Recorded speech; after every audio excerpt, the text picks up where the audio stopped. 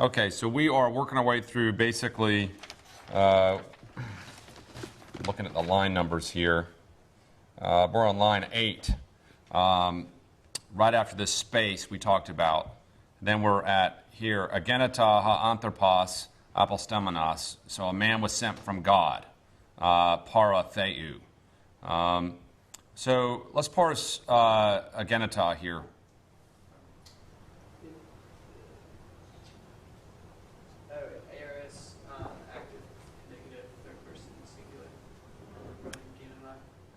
It's not active, right? Okay. So where's our epsilon here? I do not know. Yeah. Probably not a bad answer, actually. So let's look at the thing here. Notice that agenata, looking at it in the color photograph, just has the G-E-N-E-A-T-O here without the epsilon. But notice what you see here on the, very faintly, that little dot. Chances are that there is an epsilon in the margin that has been faded out. So let's see if we can pull up the high def and see what we can do with that. Let's see here. So here's the high def photograph. You can see genitale right here and see that little mark. Most likely this was the end of an E in the margin. An epsilon right there, and you can almost see the faint outline of it there and there. See where my cursor is? See the faint outline of that and the extension here, and you see the remaining dot of it. So what's going on with this? This is an interesting little scribal feature. Notice that this E in the margin, although you can't see it anymore, comes right after this big space that we just talked about right here. This is a double way of marking off one section from another. What a scribe would typically do when they start new sections is slide a letter into the margin for the new section. And usually write it a little bigger, which is what this would have been. So that if you can imagine the epsilon still there, it's faded now. It would have been a marginal note to tell the reader that the prologue is over and now we're starting a new section. Okay? And this is just another interesting little scribal form of punctuation. Why would a scribe do this? Answer, to help the reader. Okay, this is again another sign of someone who's interested in doing public reading. So notice it does change subjects here. After all the sort of way out in the past, the beginning of time, there was the Word was with God, and the Word was God. And then notice how different this sounds. And a man came, or a man was sent from God. Okay, now you've taken your vision of the primordial past and you zoomed into the present day. So clearly there's a transition of significant proportion, right? Because now he's going to talk about about John the Baptist. Let's start with that verb there, bar apostomenos. How would that be parsed? It's a perfect passive participle. It's nominative singular masculine. So notice this is apostello as the base word here. You've got the amenos here. Which is the typical ending for the passive participle, having been sent, para theou, by God. You can see the nomen sacra again, right here, the theou. Having been sent by God, and his name was John, in essence, right? Anima autou awanes. So the name to him, this is just an idiomatic construction in Greek. The name to him was John. Okay, his name was John. I want you to notice here the diaeresis, which is the first instance of diaeresis I think we've seen in the prologue, and I could be wrong here. Notice the iota with the double dot over the top. By the way, the iota is not, that dot on the top is not the dotting of an I, okay? We tend to think of iota like an English I that requires a dot over the top. That's not what this is. Those two dots over the I are the diaeresis. Remember, when the I bumps up against another word that has a vowel, this diaeresis is designed to help the reader distinguish between those as two separate words rather than one word jumbled together. So the name to him was John, Awanes. And so you can see this diaeresis here as a marker of that. All right. Questions about this section before we continue with our reading? Ben, you're auditing? Okay. Daniel? See what you got left in the tank, man, after all these years of not having had Greek. I'm sure sure you're fine. All right, so I want you to read, let's see, where are we here? The name to him was John. Let's go from there where my cursor is. The name to him was John, down to this middle point here with Autu. Okay. Utos, Elthane, Ace, Marturion, Hina, Martirese, Peri, Tu, Photos, Hina, Pontes, Pistu, Sosine, the Altu. Okay. Right, and he came as a witness in order to testify about the light, in order that all would believe through him. All right, let's break this down here. So we're here with 1a. Now we've got this word utos here. You translate that as he. What's another option? Yeah, this one. Notice a little trend. John likes to do this. It's just a little indicator of what he likes to do. He likes to mention somebody and then say, and this one did such and such. That with Jesus, or the Word. Now he's doing it with John. His name was John. And this one, Hutos, or Utos rather, Elthan, and parse that for us. Aorist, active, indicative, third person singular. From? Yeah. Become. Yes, this is a classic second aorist, right? And so this one came, notice the language here, Ace martyrion, unto a witness. And the implication here is to be, for the purpose of being a witness. So ace is one of those all sort of encompassing Greek prepositions that when it's used, it can mean lots of things. It can mean in or into, or it can mean unto this end, right? For the purpose of. This is why we add all the words in English here. He came in order to be a witness. He came to be a witness. Hina martyrese, and parse martyrese. Aorist, active, subjunctive, third person singular. All right. What's the clue in the text that you were expecting a subjunctive here?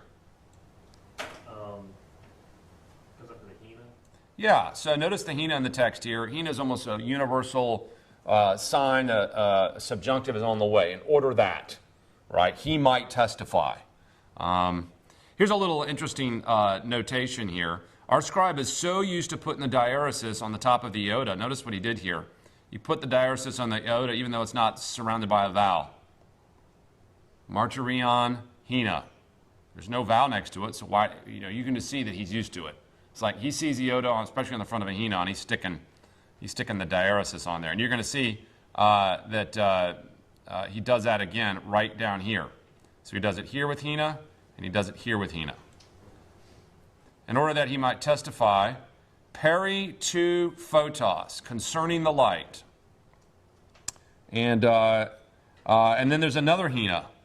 In order that all, so you got the Hina, this instance, another diaeresis. You can see the punctuation here. You got a diaeresis next to a high point, or a middle point punctuation, so a new section. Order that Hina, all, pontos, or ponte, and all might,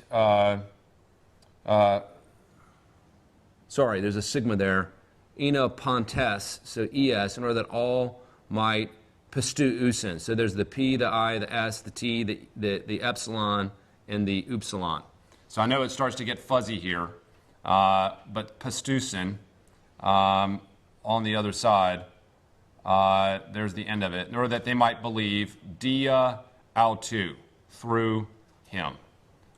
So this is giving the mission of the John the Baptist, right? He's come to be a testifier to Jesus that people might believe through him in Jesus. This gives his sense of his full mission. This particular photo gives a little bit of a sense of the text. It's a little bit hard to see now. In order they might believe through him. Pistusin, dia, autu, and then a middle point right here. Okay, good. Any questions about that one? All right, Eric, are you reading too? I'm reading. All right, you're up next. Let's start here with ook, and let's go through, trying to give each of you about the same number of lines. The problem is that doesn't end. Here, we're going to give you right through this point here, ace, ton, cosmon. See those lines? It's about 3.5 or 4 lines right there. Line 16 or so? Yeah, right where my cursor is. Ace, ton, cosmon, in there. Ukain ekinos, ta, phos ala, ena, marturise, peri, tau, photos, hain, ta, phos, ta, aletheon, bo, I'm assuming there's supposed to be a sigma. Actually, it wraps the line. Bo, tise, tz, panta, anthropon, ergomenon, ace, ton, cosmon. Okay? He was not the light, but, and I'm assuming there's an assumed came, but in order to testify concerning the light. The true light was the one who gives light to all men,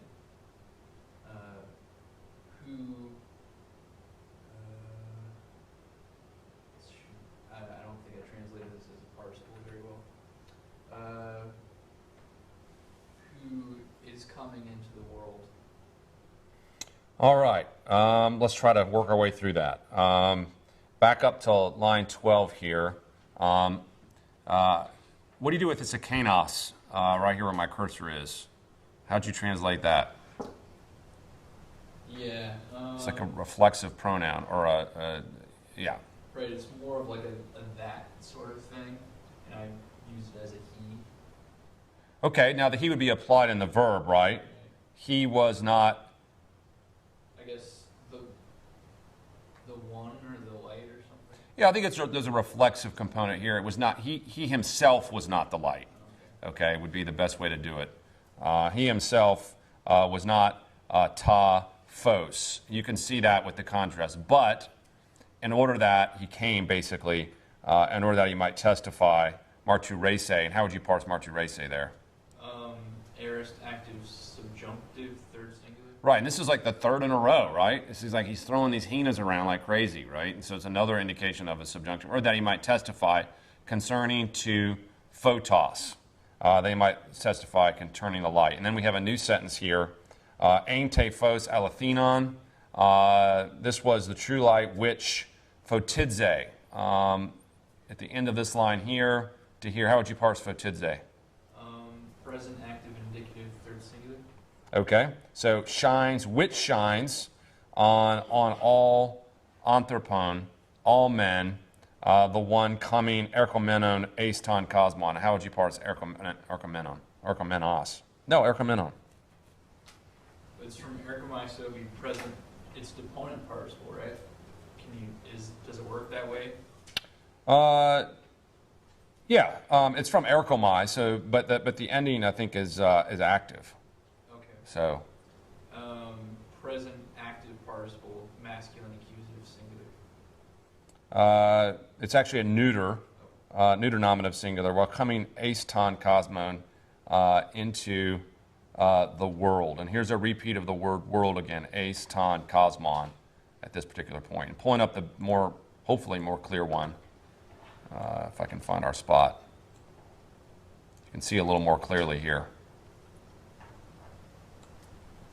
Ace, ton, cosmon, right here. All right, pretty straightforward, that one. The only interesting textual variation I think is worth noting here is this situation right here. The light photidze panta, basically panta anthropon. What's going on with this space? Yeah, there's some sort of indistinguishable mark there that differs, and I can't really tell what's going on. Okay, let's zoom in there and see if we can find out what's going on. So you can see here, everyone, panta then weird space, anthropon. You want to take a shot at what you think happened there? He messed up and switched. That's exactly right. Looks like he added a letter there that the corrector later realized was wrong and scratched it off. Okay, and you're going to find in the next segment we do this exact phenomenon happens. Is that there's a sense in which it's one of the ways to erase letters. It'll just scratch off the ink, and it fades here. And you can tell what that letter looks like it was. My hunch is that's a noon. Ponta, or a nu, I should say. Ponta, see the N?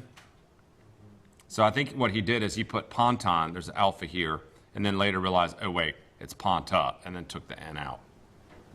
Interesting little scribal note there. Again, that shows you our scribe, or at least somebody after him, was pretty aware, of what they were doing in correcting these things as they went along. All right, let's continue on. Corey, are we back to you? I think so. All right, we're going to keep on moving through here. I want you to read this entokosma here down to paralabon, which is right here. Okay. Into Cosmo, Hain Kai, Ha Cosmos, D Altu, Egenata, Kai, Ha Cosmos, Alton, Uk, Egno, Aesta, Idia, Elthane, Kai, Oi, Idioi, Alton, U, Paralabon. And the translation has, he was the true light, giving light to all men. I think you're on the wrong translation part. Starts with entokosmo. Oh, yeah. He was in the world. There you go. And the world was made through him, and the world did not know him. He came to his own, and his own did not receive him. All right. This is, again, talking about the mission of Jesus coming. So he went into the world. This is where the word world starts getting used multiple times. Entokosmo, right here. And then this text admittedly starts getting difficult to read. So he came into the world, he was in the world, and the world, cosmos here,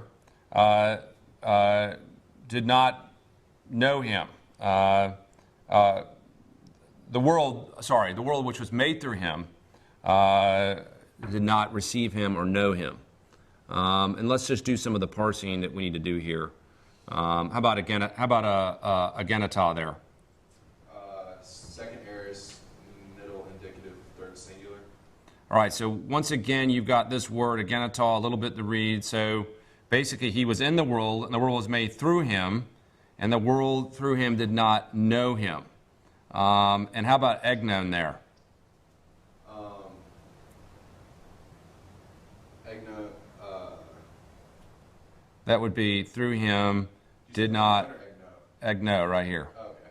I believe it's the second aorist, active, indicative, third person singular. Yeah, so it was not, they did not know him. If I can zoom in a little bit, you can see that E-G-N, and then there's an omega right there. It's a little bit hard to spot.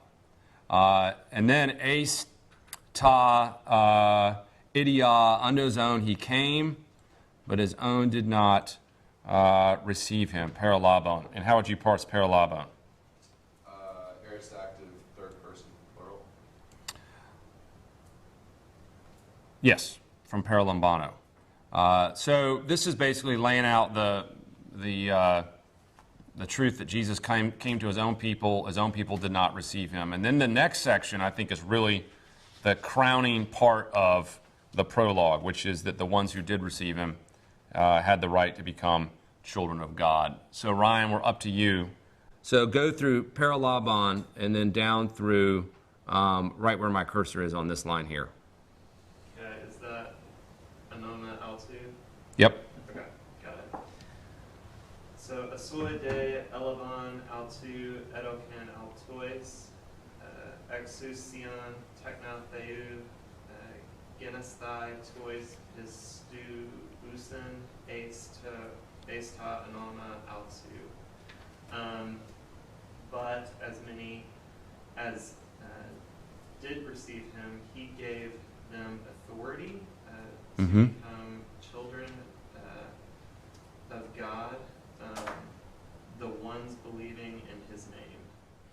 All right, so as many as received him, paralabon, to them they gave a doken. Let's parse a doken right here where my cursor is. Third singular aorist active indicative. From? Didomai. That's that. Yeah, it's a me verb, right? The didomi verb. So he gave to them autois here, the exousion, the authority to become tekna theou. And then you've got genesthai, to become children of God. So this is one of those beautiful phrases that you can just see. This is a phrase that is nearly 2,000 years old, that you have the right through Christ, his authority to give them to become tekna theou, the right to become children of God. For those who believe, pistusin here, where my cursor is, eis ta anima, for those who believe in his name. Part of what's exciting about reading these manuscripts is just realizing that, A, the text is the same as the prologue you're reading now is just this prologue, right? That's the first thing that's interesting. But then here's justification by faith. Here's that it's basically the authority to become children of God by believing in his name. So there's just a fundamental encouragement there by seeing that written so long ago. This is what second century Christians were reading. And that's encouraging. Okay, so this last stretch here, Bar, back to you. Let's just finish out the text, starting with line 22 there, right after the right to become children of God. For those who believe in his name, anima. So starting right here at the end. So it'd be hoi, su, or hoi u, I think. Go ahead, or uk. Hoi uk ex hymaton u de ek thelematos sarkos u de ek thelematos andros al ek theu egenethesan kai. Okay, translation? The one's not out of blood, nor from the will of the flesh, nor from the will of the man, but born from God. All right. This is just a wonderful statement. So, uk, basically, at the end here, ex hamaton. Notice this is your first look at the kasi. Look at this. I think this is the first time you've seen that. That squiggly little mark right there. That is usually when you have ek hamaton and there's a rough breathing, remember the K goes to the kasi, which is a standard sort of little scribal move here. It makes it sound more smooth. So remember the epsilon's on the prior line, so or the uk is on the prior line. Not ex hamaton, not by blood, looking very closely here, nor ek thelamatos, by the will of the flesh, sarkos here, nor basically the will of man, thelamatos anthropos, or andros in this instance, but ek theu, this is God, those born of God. Agenethesan. Parse agenethesan for us, Bar. Aorist, passive, indicative, third person plural, from Ganato. Okay, so here is my favorite phrase in the prologue. Not born of a bloodline, not born of the will of man, but born, agenethesan, ek theou, born from God. This is the new birth, right, that John picks up in John 3 with the conversation with Nicodemus. So he's saying, look, you can have life not through who your ancestors are, not by the will of a man, but by being born of God.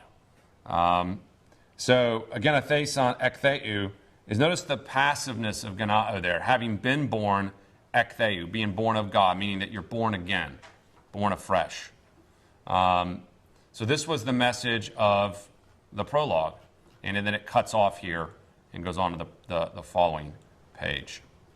Okay, so this is our first folio. Let me pause here for any questions on that, and then the second one is a bit shorter because there's just a lot less text on it. Any questions on this prologue of John? The few little scribal variations that you pointed out, Mm-hmm. when people list that, would say there's 6,000 contradictions. Are they counting each one of those? Oh, yeah. Okay. Yeah. So we should take that statistic with a huge factor. Oh, yeah, and the number's a lot higher than 6,000. I mean, Ehrman uses numbers like 400,000 textual variants in the New Testament, and between 200 and 400,000. And I don't actually dispute that number, believe it or not. I think it's probably somewhere in that range. The problem, though, is, A, each of these little micro changes count. But that is not even the issue. The reason we have so many variations in the New Testament that he mentions, that big number, is because we have so many copies of the New Testament where you can just discover new scribal variations. So it's a little bit of a misleading statistic. The only reason we know about those variations is because we have so many copies. If we had a lot less copies, you just know a lot less scribal variations. So it's not that helpful. That stat is incredibly misleading if you don't qualify it 100 times with all kinds of things around it. All right, let's look at the or any other questions about the prologue before we look at the other folio here. Just Yep. really quick, any theories as to why the front page is not is just all gone? Because it's the front and the back that you don't usually see. So why is this part preserved? It's hard to know. Most books would have had a cover, probably a leather cover of some sort around the codex. Of course, that would have also covered the back page, and so why would the back page be shot and the front not? Maybe the back cover wore out first. Maybe the back cover tore off first before the front cover did.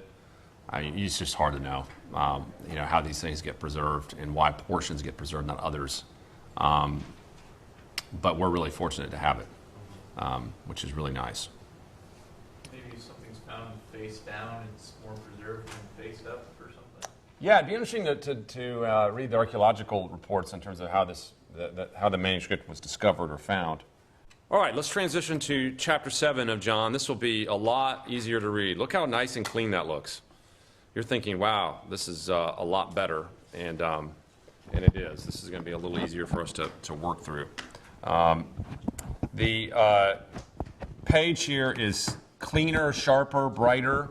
In fact, so much so that I won't use the zoom in feature on the virtual manuscript room because we just don't need it. It's pretty self-evident right here. So we'll continue working our way through this. Before we do that, though, just a few observations here about this page. One of the things I think is interesting about it is notice the top corner of the page, the NB with a line over the top. Everyone seeing this? And I can even pull it up. We probably won't use the virtual manuscript room much, but I can pull up this page too. You can see it right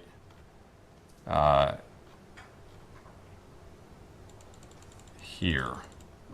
Look at that. Notice it skips over those verses. So this is our same text. So you can zoom in even better on this. In fact, it's even clearer here. This is actually really clear. Is that clear up there?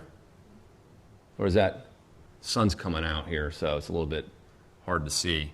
Who wants to take a guess at what we're looking up here in the upper left corner? Page number? Yeah, page number. Now, every time I see it, I want to think the N and the B means nota bene, right? If you know, it means note well in Latin. Of course, it's not Latin, it's Greek, so I know that's just my own inclination. But NB is actually a page number. Different Greek letter. When they wrote letters or numbers in the ancient world, of course, they didn't write Roman numeral numbers like we do. They used letters to write numbers. And the N value is 50, and the B value is 2. So this is page 52, interestingly.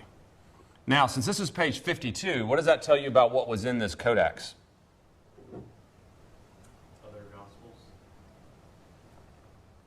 Other Well, only, you remember you're in John 7 or 8 here, and you've gone 52 pages.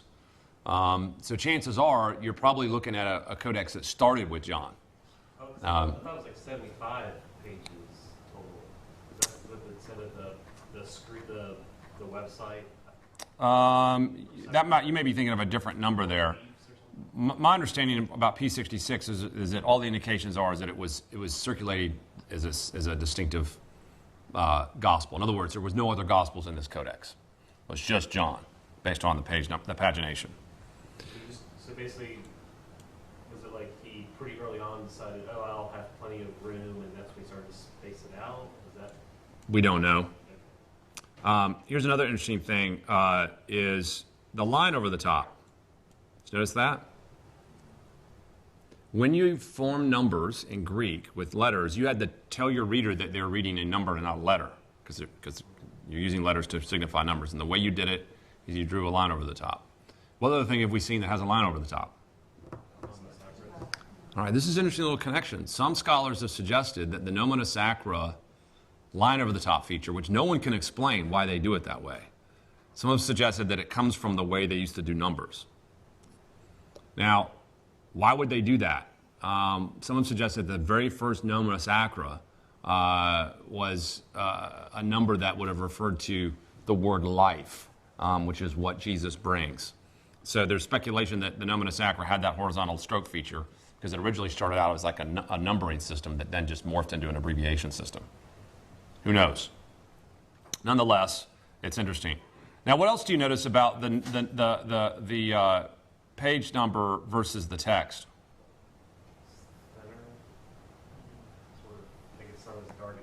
Yeah, looks like a different ink. Chances are the page numbers were added later by a different scribe, or if it was the same scribe, they were added later with different ink. So what you see here is that this is probably not what was originally on the page when he wrote it, but they go back later and do the pagination. Okay, what we're dealing with here in John, let me set the scene for this text. I think when you translate it, you know why I picked it, okay? I picked the prologue because it's the prologue. I mean, who doesn't want to read John's prologue in 2nd century Greek? But this is John 7:52 through 8:14 or 8:15 or whatever. And as you know, the big factor here that's missing is the story of Jesus and the adulterous woman, okay? Which occurs in the King James Version and some other places. It's not here. And this is our earliest copy of this passage in John, and it's not there. And this confirms what you learned in Gospels with me, is that story of Jesus and the adulterous woman was probably a scribal edition, added somewhere probably 3rd or 4th century, we don't know, but it's not in P66, and as we'll discover in a moment, it wasn't in many other manuscripts during this time period. So this is why I pulled up this particular one. The other thing I want to do with this text, because it has some interesting scribal variations, is I want to give you a look at the Nestle Aland NA28. This actually isn't the NA20, this is the UBS 4th edition, I believe, text. We're picking up here in verse 52. Then there's the woman caught in adultery, which is not in our manuscript. But I want you to notice a few things that are interesting about the text critical apparatus and how it accounts for P66. Now, I know that you all spend a lot of time reading your text critical apparatus, which, of course, isn't true. You probably never read it in your life, but that's all right. You're gonna learn how to read it a little bit here, or at least be reminded of it here. What I want to point out, this thing doesn't have very, it's a little bit, goes from 300 to 200, but all right. What I want to point out is the way it tracks some of the changes. Notice it mentions P66 here, and then it also mentions P66 here, and then it mentions P66 here. And these are some examples of some things. I just want to show you how this manuscript shows up in your Greek New Testament as a witness to some of the things that you're seeing there.